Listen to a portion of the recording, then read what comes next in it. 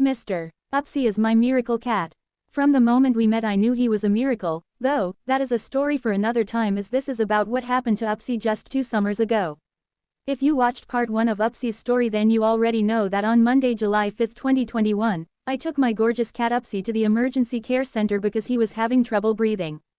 He was basically seen immediately because he was having such troubles. When I first noticed he seemed to be having trouble breathing it almost looked like a balloon was filling up, which is difficult for me to explain what I mean as it was an odd sight, and initially I had thought he was just experiencing some anxiety due to the fireworks that weekend from the 4th of July because he has always been a bit scared of thunderstorms and fireworks. So him hiding under our bed and him clearly experiencing anxiety didn't seem so alarming at first. I felt like such an idiot when he wasn't any better the morning after the 4th of July. His doctor told me she took him back right away since she feared the worst would happen. It took them some time before they were able to find out exactly what the problem was, and since this was in the middle of the pandemic I was not permitted to accompany him into the emergency room, so I had to wait in my car for the doctor to call me, and they made sure to stress the fact that Upsy was going to need a lot of care, which meant it was going to cost me a ton of money. Every time I talked to them they made sure to stress the financial needs, but I cut them off every time and just kept telling them they had to help him. I told them the money did not matter because I would pay for it. Some people might think I am insane for that, and in fact, a few members of our household and Upsy's doctors did try to get me to understand the fact that I may pay all that money to save him but he may not be able to be saved, but all I could understand was the fact that he could survive. So despite the facts and how fast hospital bills can add up, I was determined to do my part. Mr. Upsy is my best friend and he has been there for me through everything since we've been together, so there was no way I could ever lay my head down at night had I not done my part. Luckily, Upsy received a few donations from friends and family, and we will forever be grateful for that. I still had to pay about 90% of his hospital bills, but it meant so much that those individuals sent us donations, and we also had many prayers sent to Upsy, which meant just as much. After a few days and many tests in the hospital, Upsy's doctors finally figured out that he had a very rare cat illness called chylothorax. Now if you watched part 1 of Upsy's story your head probably spun a ton as mine did when his doctors explained what that meant, so I won't explain everything again in such detail, but basically the chylothorax illness is when there is an abnormal amount of fluid accumulating in the pleural space surrounding the lungs. This meant that they had to act fast as Upsy was in need of major surgery, and he had already been in the hospital for several days, so this was very time sensitive. I had to make a very quick decision, and even though I did not have much time to process the details of the situation, all I knew was that his doctors felt the surgery was his best option for survival, so I felt I had to give my consent in order for them to get started right away.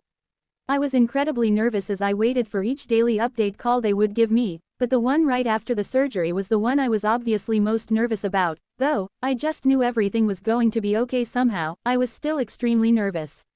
Normally when I would experience such anxiety I would have Upsy by my side to comfort me, but he could not comfort me this time, and I was unable to be with him physically to comfort him, which was really difficult. Thankfully, Mr. Upsy survived his surgery and he was able to make a miraculous recovery, but it wasn't easy on either of us. He had to stay in the hospital for a few more days after his surgery and after about 8.5 days in the hospital he was finally able to come home. They had to leave in a port in case they would need to drain more fluids, which they did for a couple weeks after his surgery, but he got the clear on August 16, 2021 and didn't have to go back for any more fluid drainage. His doctor said he could use a checkup 6 months after that but really unless I had any concerns she wouldn't need to see him again, which was such a huge relief for both Upsy and I. His recovery was a very long process, and even though just a little over a month from his big surgery he got the clear, he still had a ways to go as his recovery was a physical, emotional, and psychological recovery. The day he came home he was supposed to wear his cone, but he made it very clear he was never going to wear it, and he promised to be a good boy and leave his stitches alone. He made good on that promise, so I was very proud of him. He was told not to do any climbing for a while too, though he found that to be a bit more difficult, but I had set things up a bit different for him so that he could get to where he wanted without having to do too much jumping or climbing, so thankfully it all worked out. I spent the last 24 hours of his hospital stay cleaning up our room and preparing for his homecoming, and when he came home he was thrown off a bit by some of the changes as he has always been a little weary of any change, but he went right to his favorite chair and curled up happily as he was relieved to be home. Imagining any other possible outcome of this horrific scare was something I just could not do, and so I feel incredibly blessed that my best friend Mr. Upsy was able to come home and gain his health back. We spent the rest of that summer recovering, and we watched SpongeBob 24/7, which kept us in good spirits even on those tough days while Upsy still needed his medicine, as medicine time was always nerve-wracking for us both. I kept a journal of all Upsy's activities, medication times, bathroom habits, breath counts, eating times, and much more. Even months after his doctor gave him the clear, I was still writing just about every little thing down to ensure I had as much information as possible just in case we would need to go back to the doctor. Since they had to shave him, Upsy had to wear his hospital sweater for a while, and after a week or two, I made him a new one to replace it, since the one from the hospital needed to be changed, and Upsy was very grateful. We had to keep his incision covered, which really helped with making sure he would not bother it. For a week or so we had to use a compress to help his incision heal better, and I would always make sure to put it on when he seemed to be in a deeper sleep to ensure it would stay on, which seemed to work well. I had to count his resting breaths at least once daily, though I often did it much more. It only took a minute, so it wasn't any trouble, but no matter how much trouble something might have been, I would have done it for him because I just want what is best for him. In case anyone is wondering, when a cat is resting you should see their breaths in their stomachs going up and then down no more than about 25 to 30 times within 1 minute. Upsy's doctors told me to make sure he did not get too close to 40 because if he were to get too close to 40 then he would need to go back to the hospital. If your cat is not fully resting or they move during the count you will want to start over when they are more well rested. Once Upsy felt a lot better from his surgery he was extremely eager to get back to his normal life, only things outside of our bedroom were not just going to go back to normal for him no matter how much we both wanted them to.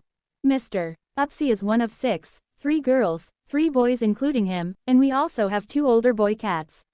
He had been recovering in our bedroom and hadn't really seen the other cats in the house for quite some time.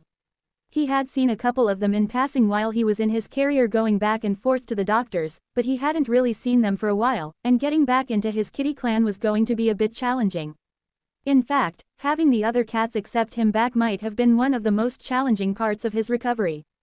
At first Upsy was just very eager to get back out there, so we tried it, and he would go downstairs with me or explore our hallway and bathroom upstairs, but anytime we came into contact with one of his siblings he would get scared and they would yell at him.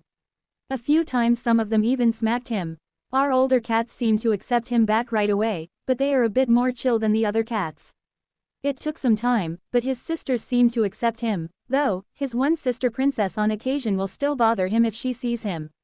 His brothers Pop Pop and Dusty though have not been too accepting of him. Pop Pop tends to play rough with anyone, so his aggressive behavior towards Upsy probably isn't really him trying to be mean, but he won't back off when any of the other cats express fear, so he hasn't really been able to be with Upsy even still. Dusty seemed to be okay with Upsy after a little while of Upsy making a presence downstairs, but almost a year after Upsy's recovery, Dusty began being super aggressive and nasty towards Upsy. Dusty even attacked my leg once when I blocked him from going after Upsy. For the first few months after Upsy's recovery, he was very eager to explore and leave our room, but once Dusty became much more aggressive towards him, Upsy was less and less interested in leaving our room. In fact, as eager as he was before to explore outside of our room, he is now just very much content staying in our room. Every so often he will become very brave and sneak out to explore the hallway, and on occasion we may play in the bathroom, but for the most part he seems very content with just staying in our room.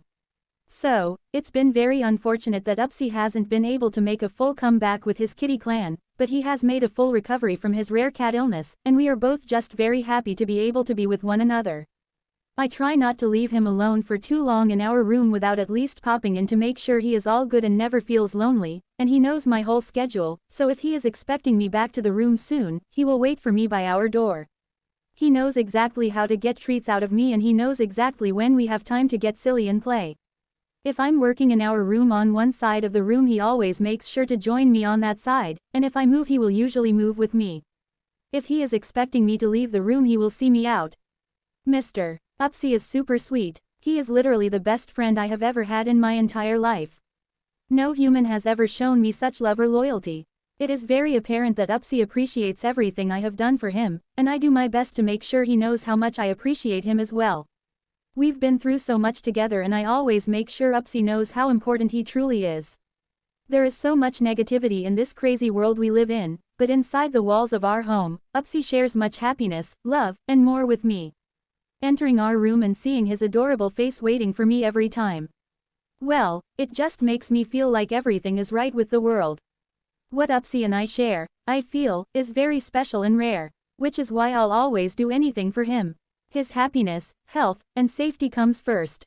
For instance, I vape, and although I've never vaped too close to our fur babies even though secondhand vape would not be harmful to them, when Upsy came home from the hospital I quit vaping in our room, and I don't vape anywhere near him.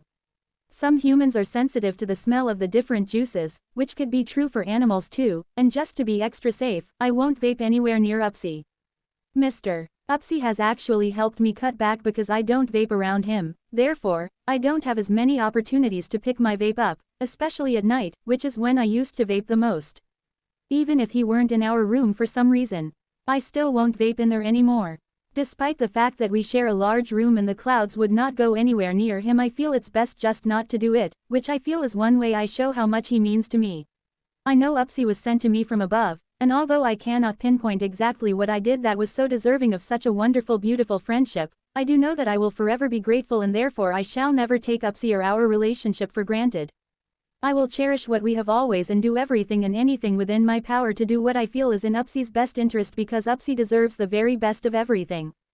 Mr. Upsy definitely changed my life, and had he not, I do believe my life would not be nearly as happy as it currently is. All of my babies, Furry and Non, mean everything to me, and I'm always doing my best to show them how loved they are.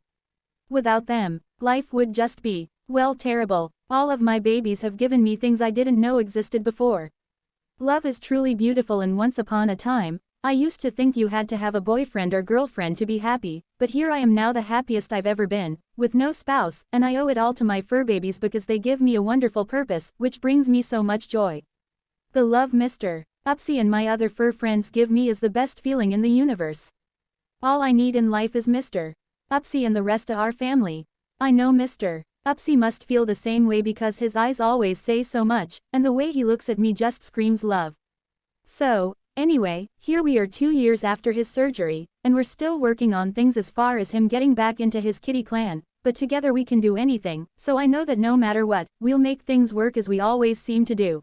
We thank you for listening. Please join Mr. Upsy in a few weeks for part 3 of his story and we'll tell you more about his recovery and his attempts to get back into his kitty clan. Thank you so much for showing my marvelous Upsy some attention here, and we hope you will show Upsy your support with a like, share, comment, and subscribe for much more of his magic and cuteness. We wish you a cat-tastic day. See you soon.